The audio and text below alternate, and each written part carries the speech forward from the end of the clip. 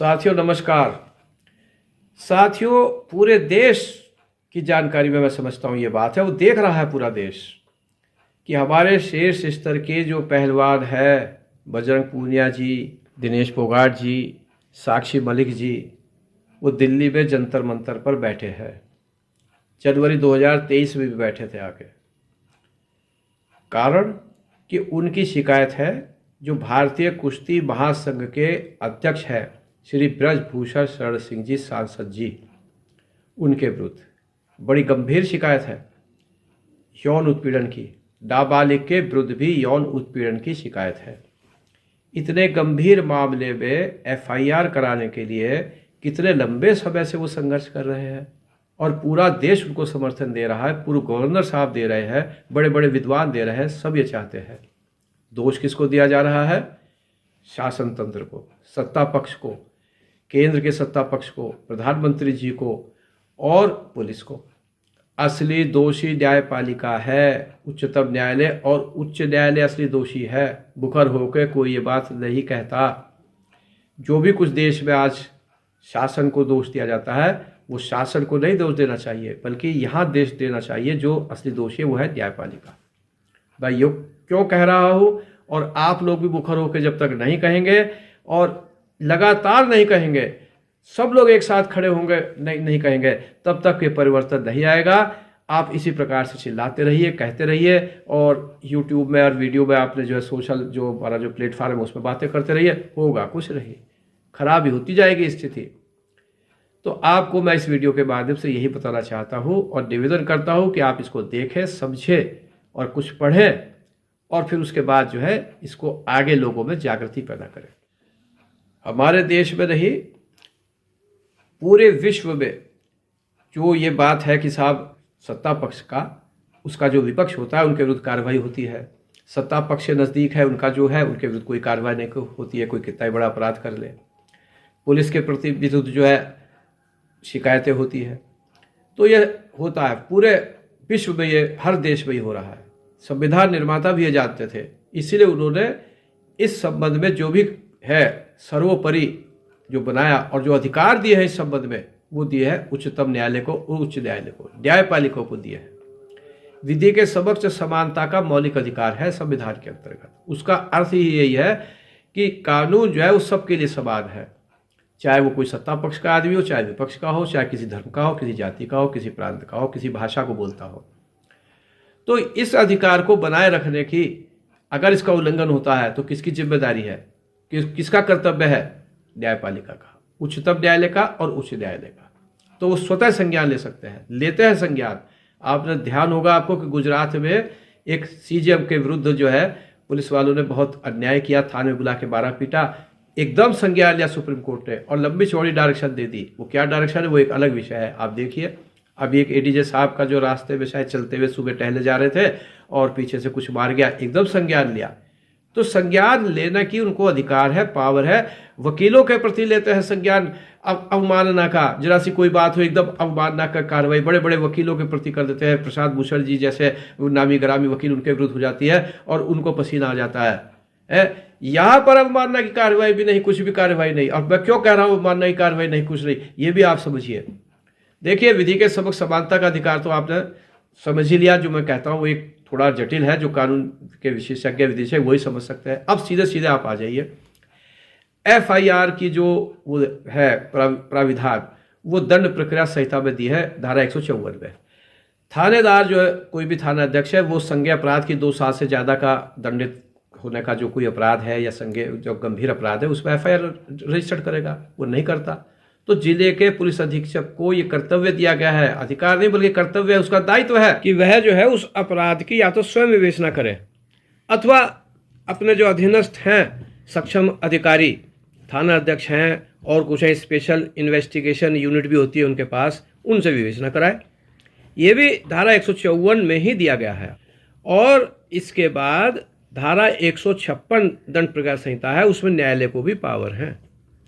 FIR अगर नहीं registered करती है पुलिस तो वो निर्देश देकर थाना अध्यक्ष को, एसपी को एफआईआर रजिस्टर करा सकते हैं।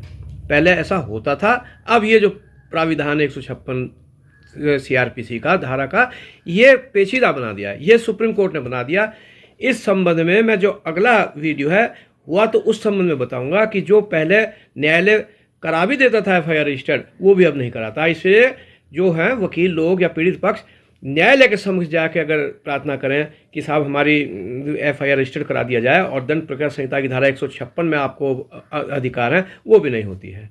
अब आप देखिए कि ये क्या पहली बार ऐसा हो रहा है कि सुप्रीम कोर्ट के सामने केस गया? नहीं, ये तो दसियों साल हो गए और बहुत पुरानी बातें हैं कि पुलिस तंत्र ऐसा करता है और शासक तंत्र ऐसा पुलिस से करवाता है कि जिसकी चाहे एफआईआर करो, जिसकी चाहे ना करो। इस तरह की सब उनके जो है निर्देश होते हैं, इंटरनल जो है डायरेक्शंस होती है पुलिस के अधिकारियों की सबकी। तो ये बातें जो है उच्चतम न्यायालय के समक्ष हमेशा जाती रहती है और निर्देश आते रहते हैं। एक विस्तृत निर्देश आया था जो एक पूर्व पुलिस महानिदेशक थे प्रकाश सिंह जी, उनके मामले में वो आया था 22 सितंबर 2006 को। काफ़ी सुनवाई हुई, बहुत महीनों तक सुनवाई हुई, बहुत विस्तृत आदेश आए और उसमें एक national security commission, state security commission, police शिकायत प्राधिकरण बनाया जाएगा और ऐसा और वैसा बहुत सारी डायरेक्शन दी गई। लेकिन व्यवहारिकता में क्या है? कुछ भी नहीं है। हाँ, जज जो है रिटायर्ड है, उनको जो है कुछ हो गया कि आखिर तक जो है वो पूरा जीवन पूरा कर जाए और सत्ता में बैठे रहे, पावर उनके पास रहे, पुलिस शिकायत प्राधिकरण वगैरह में देखिए। लेकिन क्या इससे कुछ परिवर्तन आया? कोई परिवर्तन नहीं आया। तो ये जो चीज़ें हैं ये आप देख रहे हैं। फिर एक बहुत महत्वपूर्ण जजमेंट सुप्रीम कोर्ट ने दिया था, और भी बहुत से हैं लेकिन बहुत महत्वपूर्ण है, ललिता कुमारी जी का जजमेंट आप देखिए। उसमें उन्होंने स्पष्ट रूप से कहा कि भाई जब किसी अपराध की सूचना मिलती है, और सूचना में मैं बात बताऊं यहीं पर आपको कि सूचना का मतलब अपराध जो है वो हुआ है, ऐसा एक जिम्मेदार व्यक्ति जिसकी शनाख्त की जा सकती है वो पुलिस को बताता है, तो वो सूचना काफ़ी होती है पंजीकृत एफआईआर करने के लिए। ये नहीं कि वो आप कहें कि एविडेंस लाओ, साक्ष्य लाओ और बताओ, जैसा कि इस मामले में देख रहे हैं आप पहलवानों के मामले में सुनने में आ रहा है। ये नहीं है, वो तो उसका पुलिस का काम है। एफआईआर पंजीकृत कराने के बाद उसके बाद जो है वो साक्ष्य एकत्रित करे और देखे कि इस अपराध हुआ कि नहीं हुआ और किसने किया अपराध। तो ये जो है एफआईआर पंजीकृत अगर नहीं की जाएगी तो ललिता कुमारी के मामले में कठोर जो है वो निर्देश दिए गए कि उस पुलिस अधिकारी के विरुद्ध कार्रवाई होगी, उच्चतम न्यायालय के अवमानना की कार्रवाई भी हो सकती है और पुलिस शिकायत प्राधिकरण जो है वो भी कार्रवाई करेगा। अब आप देखिए कि क्या ऐसा हो रहा है। अभी भी आप देखिए, मैं तो आज वर्तमान परिस्थिति में बता रहा हूँ, सुनवाई होगी, हल्ला मचेगा, एफआईआर रजिस्टर्ड हो जाएगी। इससे नहीं परिवर्तन होगा। परिवर्तन तो इससे होगा क्योंकि एक बहुत गंभीर मामला है।